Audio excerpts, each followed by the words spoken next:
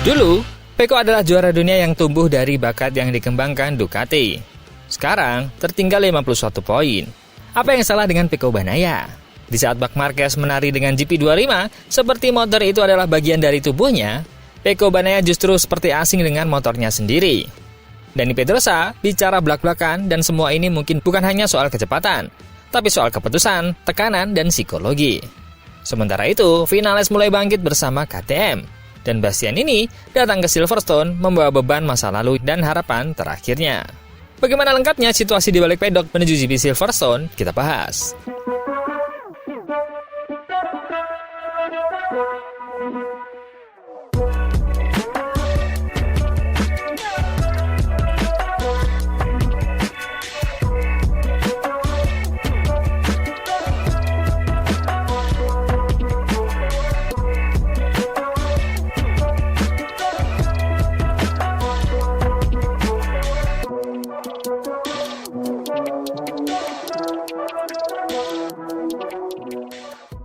Jangan sampai ketinggalan update tentang MotoGP dari TNT.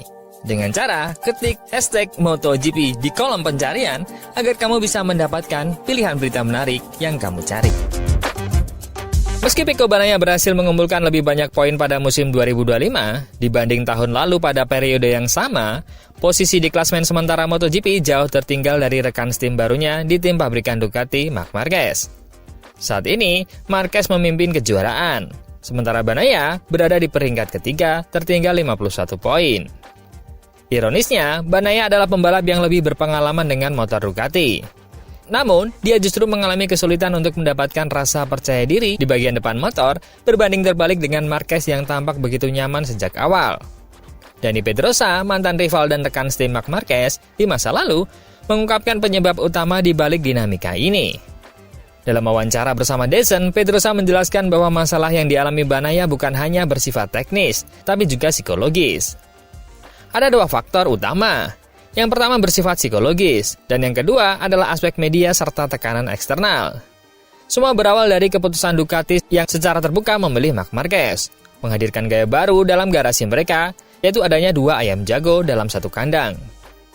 Pedrosa menilai bahwa Bagnaia berada di posisi yang serba salah. Pecco mungkin berpikir, kenapa saya harus berbagi garasi dengan Marc Marquez sekarang? Ini bukan situasi yang mudah diterima. Terlebih, ketika realita berbicara, Marc Marquez mulai mencetak lap tercepat, meraih pole position, hingga kemenangan.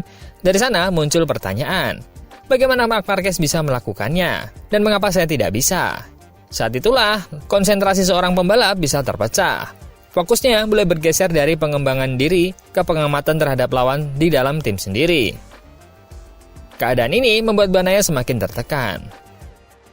Perbedaan gaya balap menjadi faktor kunci. Pedrosa juga menyoroti perbedaan gaya membalap antara Marc Marquez dan Pecco Bagnaia sebagai faktor yang memperumit situasi. Marc Marquez adalah pembalap yang sangat fleksibel. Dia bisa mencatatkan waktu putaran yang sama meski dengan pengaturan suspensi yang berbeda-beda. Sebaliknya, Pecco sangat bergantung pada setelan motor yang benar-benar sesuai dengan gaya berkendaranya. Jika sedikit saja berubah, performanya bisa turun drastis. Dengan kata lain, Marquez mampu menyesuaikan diri terhadap kondisi motor. Sementara Bagnaia membutuhkan kestabilan dan kesempurnaan setelan untuk bisa tampil maksimal. Situasi ini membuat kehadiran Marquez di tim justru menjadi tekanan tambahan bagi Bagnaia.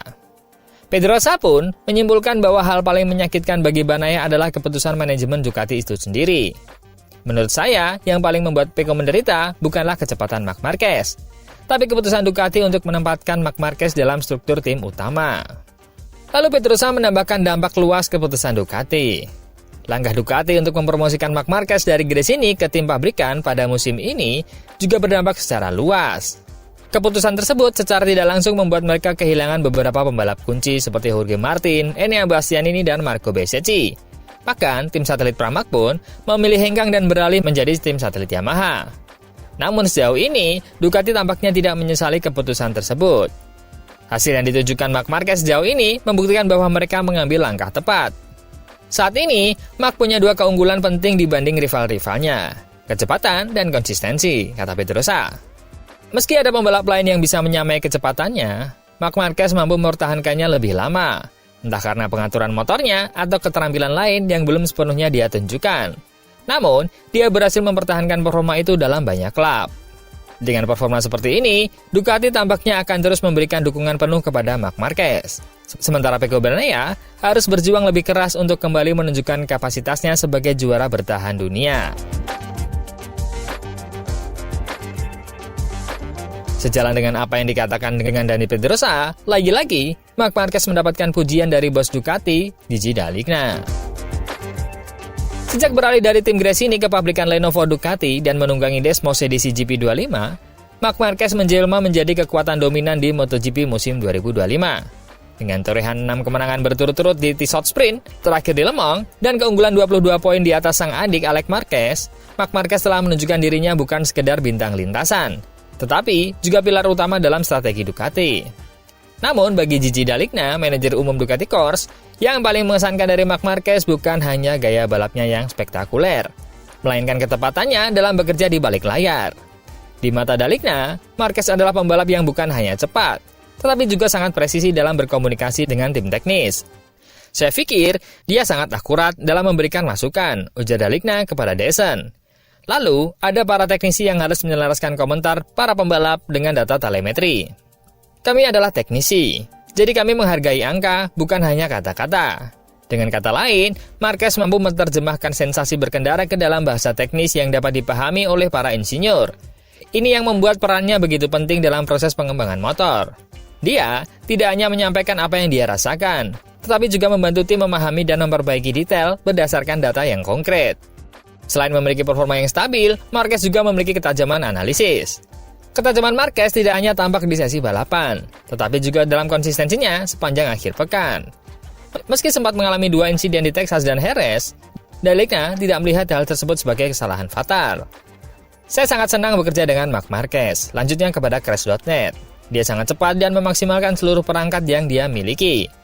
2 kecelakaan yang dialaminya lebih karena kehilangan fokus sejenak, bukan karena kesalahan pengemudi. Hal ini menunjukkan betapa andalnya dia dalam mengejar target besar. Dan hal itu membuatnya kontras tajam dengan Bagnaia.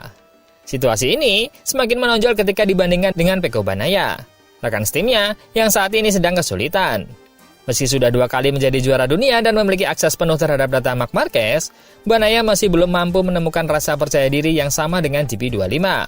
Bahkan di Le Mans, dia harus pulang tanpa membawa 1 pun poin dan kini tertinggal 51 poin di klasemen sementara.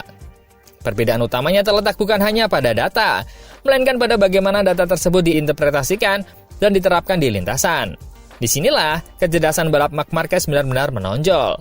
Dia bukan hanya memahami motor, tapi juga memahami bagaimana membuatnya bekerja maksimal sesuai kebutuhannya. Kini, dia menjadi aset strategis Ducati. Dall'Igna melihat Marquez sebagai lebih dari sekedar pembalap top. Dia adalah aset strategis yang memiliki pendekatan teknis seperti Casey Stoner di masa lalu.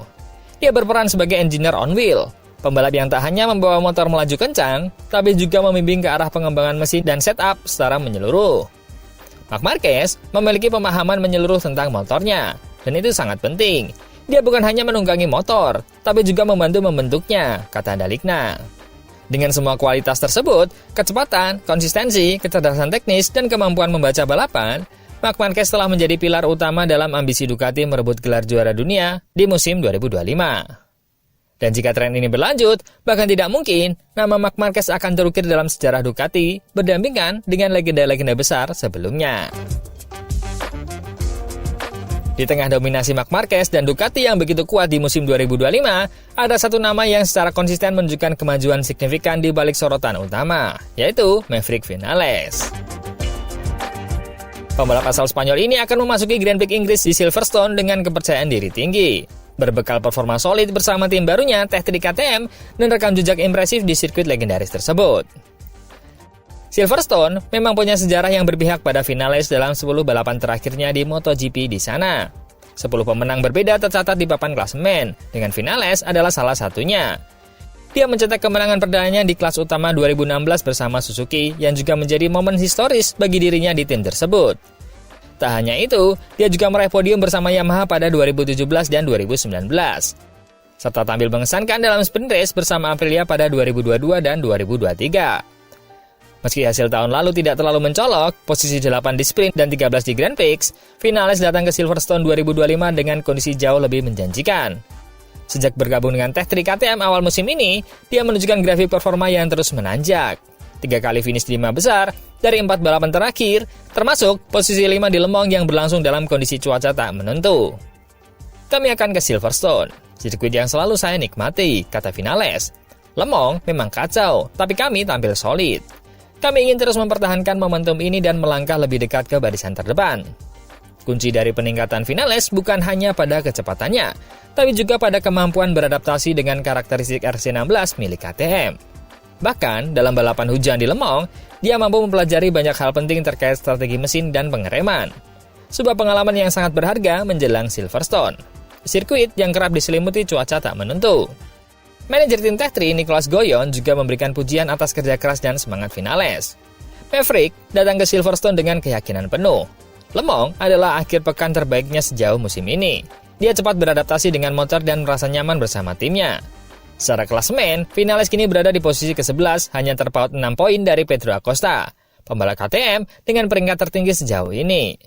Penampilan kuat di Silverstone berpotensi membuat Vinales naik ke puncak daftar pembalap RC16 terbaik musim ini.